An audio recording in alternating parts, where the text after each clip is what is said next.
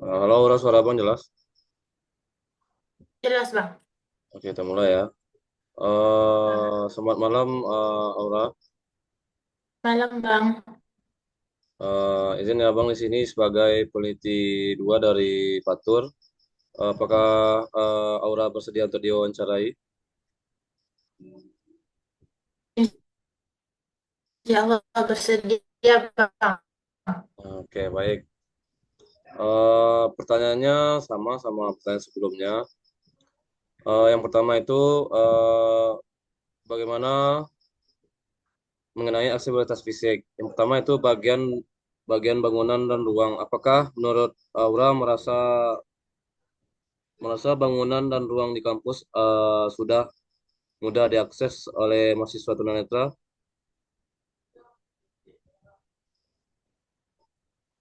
Eh, Umum udah ya, Bang. Kayak ruangannya itu udah udah mudah diakses.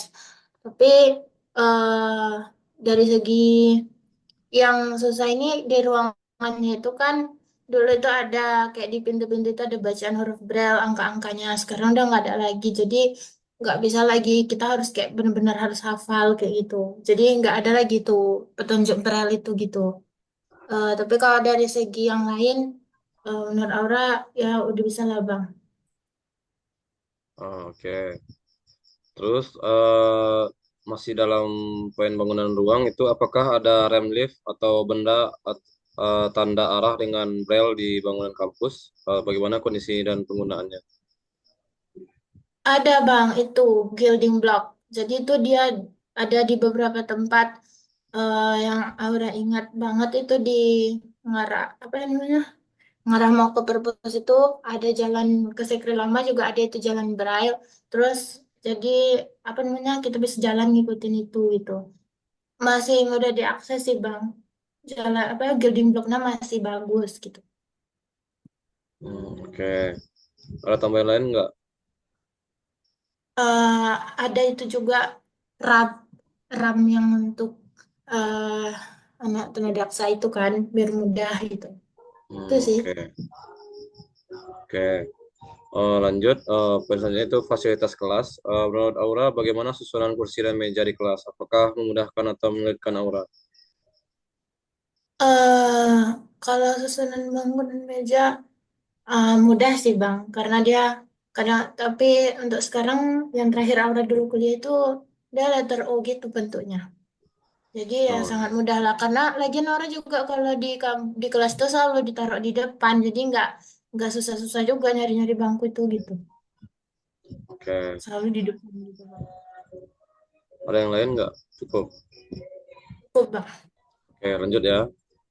Apakah tersedia komputer dengan screen reader di ruang kelas atau laboratorium? Bagaimana kualitas dan aksesibilitasnya? Nggak ada Bang. Kalau di kelas nggak ada di laboratorium orang nggak tahu. Katanya ada tapi nggak ada itunya apa suaranya itu nggak ada itu. Tapi ya, kalau di kelas nggak pernah Bang ada yang namanya komputer yang ada NVDA atau screen reader. Oke, ada tambahan? Cukup ya. Bang. Oke, masuk pada aksesibilitas teknologi. Yang pertama itu perangkat lunak. Apakah perangkat lunak yang pembaca layar tersedia dan mudah diakses di komputer kampus? Bagaimana pengalaman Aura dalam menggunakannya?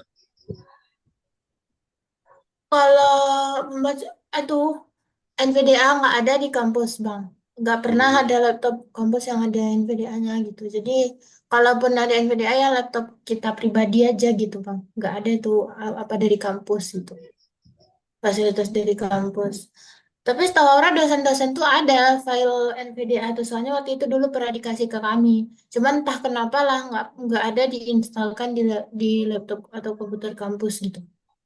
Nggak tahu lah orang. Tapi yang oke, jelas nggak ada kami masuk-masuk ke lab gitu kan, nggak pernah ditunjukin yang namanya ada komputer gitu. Yang ada suaranya. Gitu sih Bang. oke. Oke, Aura. Selanjutnya itu menurut Aura itu di akses internetnya, apakah jaringan internet di kampus mudah diakses oleh mahasiswa tunanetra atau adakah kendala yang Aura hadapi? Ada bang WiFi ID di kampus dan menurut Aura itu koneksinya lumayan bagus lah gitu. Cuman kadang kalau udah banyak yang pakai mau dia agak lemot. Terus ya menyulitkan sih bang. Soalnya WiFi itu passwordnya setiap bulan harus diganti gitu kan. Ya, ya, Jadi ya. ribet aja sih kayak bolak-balik ke portal gitu. Itu aja sih. Padahal kan itu untuk apa harus digantikan kita sendiri yang tahu. Iya, Tapi ya. gitu lah. Oke. Terus masuk pada aksesibilitas informasi yang materi kuliahnya, apakah materi kuliah tersedia dalam format yang dapat diakses seperti Braille atau audio, atau bagaimana menurut Aura mendapatkan materi tersebut? Kalau materi, alhamdulillah semua dosen itu biasanya pakai PDF file, Bang. Jadi pakai soft file nanti mereka kirim ke WA group atau ke e-learning. Dulu kan masih e-learning. Jadi Iya, iya. materi-materi semua dikirim di sana gitu, Bang. Kalau materi dalam bentuk braille nggak ada sih. Yang ada yang PDF aja gitu. Ataupun Oke. audio juga nggak ada. Berarti cuma PDF ya. Mm-mm. Oke, masuk pada pengumuman dan informasi. Bagaimana cara Aura mendapatkan informasi dan pengumuman dari kampus? Apakah tersedia dalam format yang dapat diakses oleh mahasiswa tunanetra? Kalau itu pengumuman biasanya nengoknya di itu Bang. Kalau nggak di Telegram di WA grup gitu. Jadi kami ada grup angkatan Hmm. apa khusus angkatan. Jadi biasanya itu kalau grup angkatan tuh counting nyampein misalnya ada info apapun. Kalau untuk di kelas sendiri kami ada grup masing-masing dosen gitu. Jadi biasanya diumumkan di sana. Cukup mudah sih Bang. Ada Instagram juga kan, ada Telegram UNP juga gitu. Jadi cukup mudah. Cukup mudah ya. Oke, masuk sama kendala yang dihadapi. Masuk yang pertama itu kendala fisik. Apakah Aura mengalami hambatan akses fisik di kampus? Bisa dijelaskan kendala-kendala yang Aura hadapi? Ya, kendala aura sih nggak terlalu kan aura, tapi kalau dari kampus sendiri nggak ada ya Bang. Tapi dari aura sendiri kan aura jarang ke kampus, bukan jarang, sering ke kampus, cuman lebih sering sama teman, jadi malas ngapal kampus tuh. Jadi kendalanya di diri sendiri sebenarnya, gitu aja. Oke. Terus yang kendala teknologi, apakah Aura menghadapi kesulitan dalam menggunakan teknologi yang ada di kampus? Bisa dijelaskan? eh Kalau secara umum nggak ya Bang, Kak, dalam pembelajaran kayak e-learning ataupun portal, cuman kadang yang sulit itu kalau udah ngisi evaluasi UNP yang kayak gitu ada itu sulit. Karena banyak kali kan itu yang harus diceklis-ceklis. Kadang dia loncat-loncat. Terus apa lagi ya? eh Kemarin itu waktu PPL itu ada namanya akun Simpel, SIMPPL. Nah Ya, itu ya. juga nggak bisa diakses itu untuk tunanetra Bang. Terus kalau ujian, kadang kan ujian itu dipakai apa sih namanya? Pakai itu kan e-learning, yang di e-learning itu bisa diakses. Cuma kalau ada dosen ngasih link kadang nggak bisa diakses gitu di e-learning tuh. Gitu sih Bang. Oh, Kadang susah e-learning yang terakhir orang pakai itu agak-agak aneh bentuknya. iya. Nggak ada gambar-gambarnya gitu. Tapi sekarang Tuh udah sih udah Bang. baru ya. Sekarang udah smile, tapi masalahnya karena udah skripsi nggak lagi pakai itu Bang. Iya, iya. Katanya sih makin ribet. Oke. Masuk sama poin terakhir itu rekomendasi perbaikan. Yang pertama itu perbaikan fasilitas. Apakah ada saran dari Aura untuk peningkatan fasilitas fisik di kampus agar lebih mudah diakses oleh mahasiswa tunanetra? Dibikin itu sih Bang, kalau Aura pengennya di setiap kelas tuh ada lah ditempel lagi braille itu kan. Dulu kami bikin pakai pakai seng itu kan, Ya, ya, kami ya. tulisin. Kami udah capek nulis Bang, tapi dicabut karena dibilang Bu Tuti itu bahasa tuh bilang jelek katanya. Padahal kami sama hati nyucuknya atau nyucuk-nyucuk itu loh, karena kan keras kan Bang. Ya, Kadang ya. Pak udah dicucuk kencang katanya nggak timbul. Nah, terus dilepas lah itu. Padahal sebelum itu dilepas, orang kan udah sempat bisa tuh ngitarin kelas. Dan udah lihat di pintu itu orang bacain, oh ini gitu. Tapi udah nggak ada lagi sekarang. Jadi pengennya itu dipasang lagi gitu. Kalau memang itu jelek kan bisa diganti gimana caranya supaya lebih bagus menurut mereka gitu. Tapi kan bukan berarti ditiadakan gitu. Terus itu aja sih. Itu aja ya. Kalau buku itu termasuk apa? Buku termasuk kok prioritas. Oh, itu Masuk sarana menurut itu. Aura berarti dibilang atau enggak? Boleh, boleh. Nah, buku yang ada di perpus itu semuanya kan bukunya bagus-bagus sebenarnya. Cuman masalahnya itu kan nggak ada yang di dalam bentuk soft file gitu.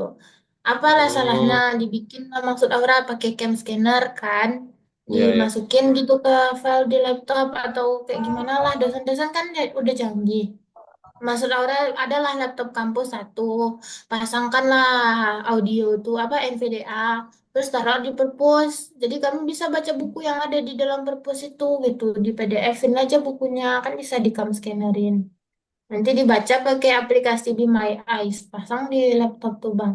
Masalahnya nggak ada gitu, percuma aja buku banyak, tapi nggak bisa kami baca. Padahal kan kalau bisa kami kan berguna ya Bang untuk membantu menunjang deskripsi gitu.